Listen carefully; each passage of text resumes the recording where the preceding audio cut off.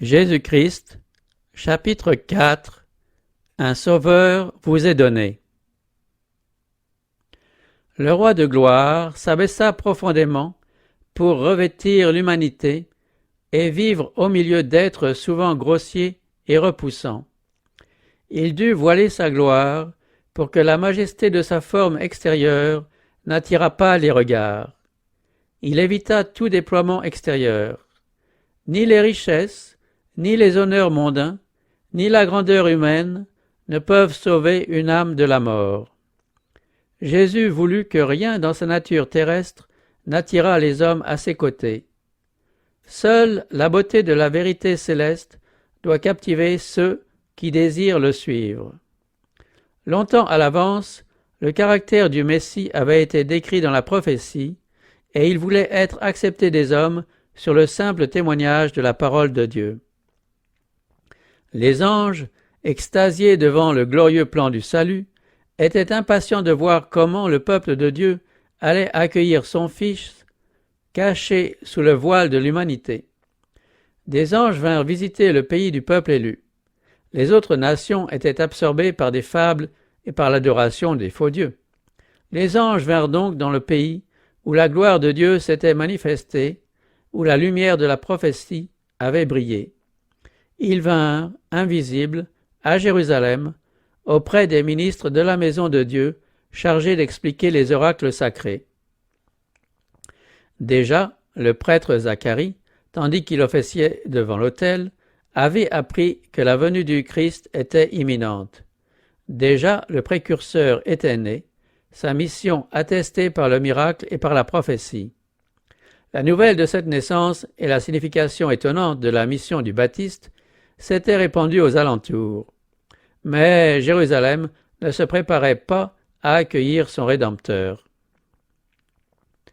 C'est avec étonnement que les messagers célestes constatèrent l'indifférence du peuple appelé par Dieu à communiquer au monde la lumière de la vérité sainte. La nation juive avait été conservée comme une preuve du fait que le Christ devait naître de la semence d'Abraham et de la lignée de David. Et voici qu'elle ne se rendait pas compte de l'imminente venue du Sauveur. Le sacrifice quotidien annonçait, matin et soir, dans le temple, l'agneau de Dieu. Même ici, cependant, aucun préparatif n'était fait pour le recevoir. Les prêtres et les docteurs ne comprenaient pas que le plus grand événement des âges était sur le point de se produire. Ils répétaient leurs vaines prières et accomplissaient les rites du culte pour être vus des hommes. Mais, à cause de leur soif de richesse et d'honneur mondains, ils étaient peu préparés à recevoir la révélation du Messie. Même indifférence dans le pays d'Israël, où les cœurs égoïstes et profanes étaient étrangers à la joie dont tressaillait le ciel tout entier. Quelques-uns seulement soupiraient après l'invisible. C'est à ceux-ci qu'une ambassade céleste fut envoyée. Des anges accompagnent Joseph et Marie de Nazareth, leur lieu de séjour, à la cité de David. Le décret par lequel la Rome impériale ordonnait le recensement de tous les peuples de ces vastes domaines avait atteint les collines de la Galilée et leurs habitants. Tout comme Cyrus avait été appelé autrefois à l'empire du monde pour rendre la liberté aux captifs du Seigneur, César Auguste accomplira le dessein de Dieu d'amener à Bethléem la mère de Jésus. Celle-ci appartient à la lignée de David, et c'est dans la cité de David que doit naître le fils de David. De Bethléem, avait dit le prophète, surgira celui qui doit être le chef suprême d'Israël, celui dont l'origine remonte aux temps anciens, aux jours éternels. Mais Joseph et Marie ne sont ni reconnus ni honorés dans leur cité royale. Las et sans abri, ils parcourent la longue rue étroite depuis la porte de la cité jusqu'à son extrémité orientale, cherchant en vain un lieu de repos pour la nuit. Il n'y a pas de place pour eux dans l'auberge encombrée. Sous un grossier hangar servant d'abri au bétail, ils trouvent enfin un refuge. Et c'est là que naîtra le Rédempteur du monde. Les hommes n'en savent rien, mais les cieux s'emplissent de joie. Un intérêt plus profond et plus tendre attire vers la terre les saints êtres qui peuplent le monde de la lumière. L'univers tout entier est illuminé de sa présence. Des foules d'anges se rassemblent sur les collines de Bethléem. Ils attendent un signal pour annoncer au monde la bonne nouvelle. Si les conducteurs d'Israël avaient été fidèles à leur mandat, ils auraient eu le bonheur de participer à l'annonciation de la naissance de Jésus. Mais maintenant, ils sont mis de côté. Dieu dit « Je répandrai des eaux sur le sol altéré et des ruisseaux sur la terre desséchée. » La lumière se lève, même au sein des ténèbres, pour les hommes droits. Des rayons de splendeur, émanant du trône de Dieu, resplendiront sur ceux qui sont à la recherche de la lumière et d'espouser à l'accepter avec bonheur. Dans les champs où le jeune David avait conduit ses troupeaux, des bergers veillaient la nuit. Ils rompaient le silence des heures en s'entretenant du Sauveur promis, et ils priaient pour que le roi montât sur le trône de David. Un ange du Seigneur leur apparut, et la gloire du Seigneur resplendit autour d'eux. Ils furent saisis d'une grande crainte. Mais l'ange leur dit « Soyez sans crainte, car je vous annonce la bonne nouvelle d'une grande joie pour tout le peuple. Aujourd'hui, dans la ville de David, il vous est né un Sauveur, qui est le Christ, le Seigneur. » Ces paroles remplissent l'esprit des bergers de visions de gloire. Le Libérateur est venu en Israël.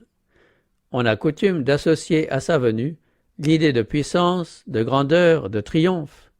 Mais l'ange doit les préparer à reconnaître leur Sauveur dans la pauvreté et l'humiliation. Et ceci sera pour vous un signe. Vous trouverez un nouveau-né, emmailloté et couché dans une crèche. Le céleste messager avait dissipé leurs craintes. Il leur avait dit comment ils trouveraient Jésus. Avec de tendres égards pour la faiblesse humaine, il leur avait donné le temps de s'accoutumer à l'éclat divin. Maintenant, la joie et la gloire ne pouvaient pas rester cachées plus longtemps. Toute la plaine fut illuminée par le resplendissement des armées divines. La terre fit silence, et le ciel se pencha pour écouter le chant. Gloire à Dieu dans les lieux très hauts, et paix sur la terre parmi les hommes qui l'agréent. Oh, si la famille humaine pouvait aujourd'hui reconnaître ce chant. La proclamation faite alors, la mélodie entonnée, retentira jusqu'à la fin des temps et jusqu'aux extrémités de la terre.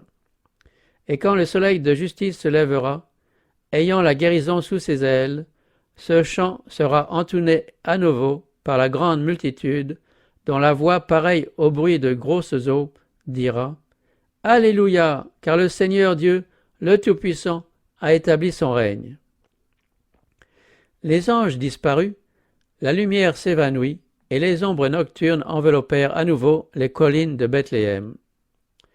Mais la mémoire des bergers garda le souvenir du tableau le plus brillant qu'aucun œil humain ait jamais contemplé. Lorsque les anges se furent éloignés d'eux vers le ciel, les bergers se dirent les uns aux autres « Allons donc jusqu'à Bethléem et voyons ce qui est arrivé, ce que le Seigneur nous a fait connaître. » Ils y allèrent en hâte et trouvèrent Marie, Joseph et le nouveau-né couchés dans la crèche. Tout joyeux, ils s'en allèrent publiant ce qu'ils avaient vu et entendu. Tous ceux qui les entendirent furent dans l'étonnement de ce que leur disaient les bergers. Marie gardait toutes ces choses et les méditait dans son cœur. Et les bergers s'en retournèrent en glorifiant et louant Dieu. La distance qui sépare le ciel de la terre n'est pas plus grande aujourd'hui qu'au moment où les bergers entendirent le chant des anges. Tout autant qu'autrefois, quand des hommes d'humble origine et de modeste situation rencontraient des anges à midi et s'entretenaient avec des messagers célestes dans les vignes et les champs, l'humanité reste l'objet de la sollicitude céleste. Le ciel peut être très près de nous qui cheminons dans les difficiles sentiers de la vie. Des anges descendant des parvis célestes suivront les pas de ceux qui obéissent aux ordres de Dieu. L'histoire de Bethléem est un thème inépuisable. On y découvre la profondeur de la richesse, de la sagesse et de la science de Dieu. Nous nous étonnons devant le sacrifice du Sauveur qui échangea le trône du ciel contre la crèche, la société des anges qu'il adorait contre la compagnie des bêtes de l'étable. Sa présence confond notre orgueil humain et notre propre suffisance. Et cependant, ceci n'était que le commencement de son étonnante condescendance.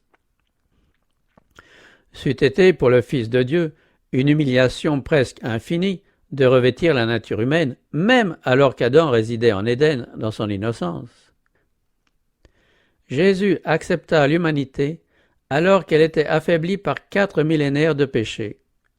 Comme tout enfant d'Adam, il a accepté les résultats de la grande loi de l'hérédité. Ces résultats, on peut les connaître en consultant l'histoire de ses ancêtres terrestres. C'est avec une telle hérédité qu'il vint partager nos douleurs et nos tentations et nous donner l'exemple d'une vie exempte de péché. Satan avait éprouvé de la haine pour le Christ à cause de la position que celui-ci occupait dans les parvis de Dieu. Quand il se vit détrôné, sa haine s'accrut envers celui qui avait pris l'engagement de racheter les pécheurs. Néanmoins, Dieu permit à son Fils de venir dans un monde dont Satan se prétendait le maître, et d'y venir sous la forme d'un faible petit enfant, sujet aux infirmités humaines. Il lui permit d'encourir les dangers de la vie en commun avec tous les autres hommes, de livrer bataille comme tout enfant de l'humanité, au risque d'un insuccès et d'une perdition éternelle. Le cœur d'un père humain s'attendrit sur son fils. Il considère le visage du petit enfant et tremble à la pensée des dangers que la vie lui réserve. Il désire protéger cet être chéri contre la puissance de Satan et le préserver des tentations et des luttes. Dieu consentit à donner son Fils unique en vue d'un conflit plus redoutable et d'un risque plus effrayant. Et cela afin que le sentier de la vie devint plus sûr pour nos enfants. Voici en quoi consiste l'amour. Admirez, ô cieux, et sois étonnés, ô terre.